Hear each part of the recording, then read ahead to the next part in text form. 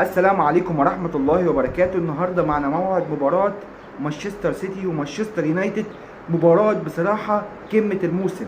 طبعا مانشستر يونايتد يا جدعان السنة دي برضو قدر يدعم الفريق بصفقات كويسة جدا جدا، نظرا اللي هو حاليا في الدوري تمام، في المركز الكام في الدوري، في المركز ال11. شفت يا جدعان ايه رايكم في الدعم ده؟ في المركز ال11 باربع نقاط من 3 مباريات. طبعا ومانشستر سيتي طبعا الفضيحة بتاعتنا الكروية، المصيبه الطين. مانشستر سيتي يا جدعان ما كسبش غير فوز واحد واتهزم مرتين، تخيلها دي، فوز واحد واتهزم ماتشين في المركز ال16. تخيل يا صديقي المشاهد ان انا بقول لك مانشستر سيتي في المركز ال16 بثلاث نقاط من 3 مباريات.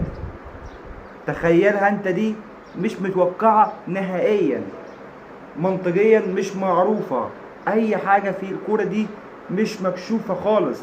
ايه اللي بيحصل الله يعلم خالص.